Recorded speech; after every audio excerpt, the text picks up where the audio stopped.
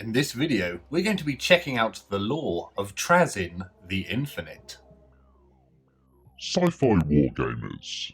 Greetings, hobby fans. My name's Marcel, and it's my mission to help you explore the hobby. So today we are looking at that thief of a character, yet another Necron thief, I hear you say, and this one likes to collect people for his art gallery of sorts.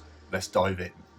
Trazyn the Infinite, archivist of the Solemnus Galleries. Trazyn is a preserver of history's artefacts and events. The vast and numberless vaults burrowed through the tomb world of Solemnus are crowded with technologies so rare and sublime that any Adeptus Mechanicus tech priest would give the life of several close colleagues just to know that they existed. The sunken chambers are crowded with artefacts of all forms: the fabled Wraithbone Choir of Altansar, the preserved head of Sebastian Thor, the ossified husk of an enslaver, and a giant of a man clad in Baroque power armour, his face contorted in a permanent scream, to name but a few. It is a hoard ever growing, for history is always on the march, and Trazyn strives to keep pace. Alas, few worlds willingly give up the artefacts Trazyn seeks of them, selfishly clutching onto the few meaningful things in their civilization, rather than offering them up to be preserved through the ages. In such circumstances, Trazyn has little choice but to muster his armies and take them by force. If this results in the destruction of a city, a planet, or an entire sector, so be it. Most impressive of all Solemnus's wonders are the prismatic galleries, winding chambers of statuary recapturing events from history that Trazyn deems worthy of preservation, ranging in scale from the last High Council of Idere Craftworld to the sprawling massacres on Tragus. The prismatic galleries are populated not with mere sculpture, but living beings, transmuted into hard light holograms by arcane technology. Some such statues are nothing less than the original enactors of history, frozen in the moment of triumph or defeat and whisked away to Solemnus to forever stand as testament to their deeds.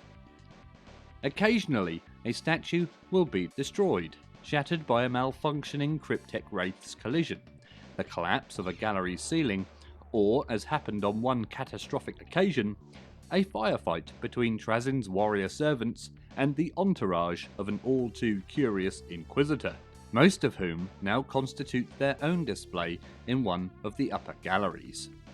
Such events drive Trazyn to frustration, for he must halt his search for fresh acquisitions and seek out replacements. Of course, few of the statues are replaceable, but there are no rules to Trazyn's galleries save that though he himself decides upon. If he decides, one of the hard light tableaus fulfills its function with substitutes, however inaccurate, then he will acquire them. Fully 1/10 of his Death of Lord Solar Macarius gallery is populated by holographic Imperial Guardsmen whose uniforms are 300 years astray from historical fact. But Trazyn cares only for the spectacle, not the details of bootlaces and buttonholes. Once Trazyn has resolved to refresh his galleries, he does so with great urgency, seeking out campaigning armies, vulnerable garrisons, or populated worlds with flawed planetary defences. Depending on the scale of losses, replenishment might be achieved by a few simple kidnappings by low-flying night scythes, or may need a more substantial mobilization to process and catalogue portions of planetary population. Nor are tomb worlds immune to Trazyn's attentions.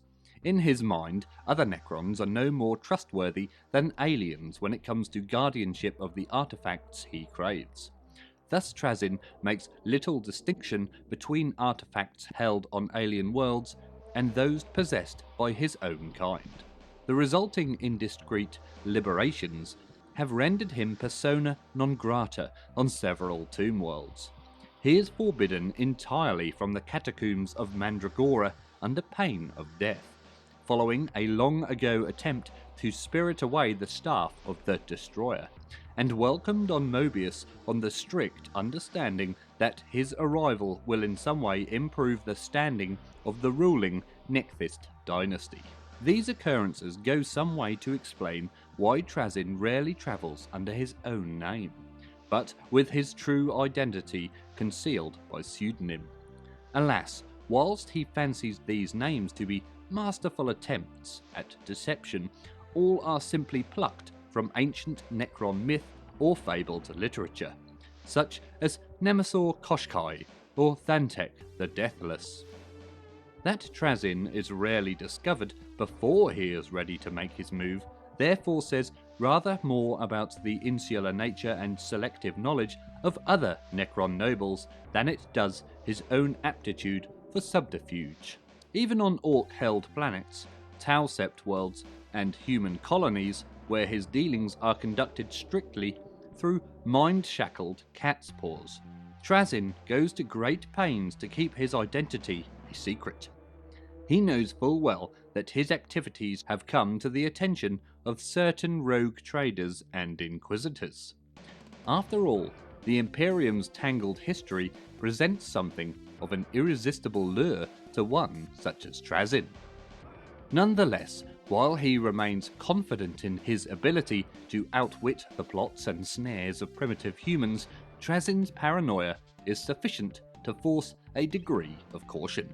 Trazyn commonly conducts reconnaissance and campaigns through surrogates, substitute bodies into which he can pour his will. Should the body suffer catastrophic damage, Trazyn's essence simply returns to his true form, or otherwise into another surrogate. Not all Trazyn's substitutes are immediately recognisable as such. Indeed, many surrogates are actually Necron lords or overlords in their own right, who, unbeknownst to them, have had their bodies subverted by Trazyn. Should he need to occupy such a body, he can do so as easily as he could any other surrogate.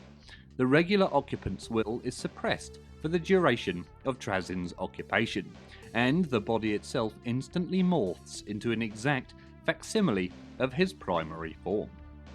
Thus protected from the dangers of a perilous galaxy, Trazyn can go wherever his passion for preservation takes him. Yet these days of caution and plotting are fast passing by. The raucous din of war grows louder in every corner of the galaxy, consuming temples, cities, worlds, and even entire races long before Trazyn has had the opportunity to catalogue and rescue all that is worth saving. Thus, for the first time in millions of years, Trazyn is mobilising the full might of Solemnus's legions, the better to secure entire planets from the onset of ignorant barbarians, whilst a proper and detailed cultural survey is undertaken. Already a score of the Imperium's worlds are under occupation by Trazyn's forces, the inhabitants subjugated by his implacable minions, but the legions of Solemnus show no signs of stopping. So there you have it, Trazyn the Infinite. Do you think he's a good character? Do you like the miniature? Would you like to see him updated for 9th edition? Is there a better Necron thief out there? Let us know in the comments below.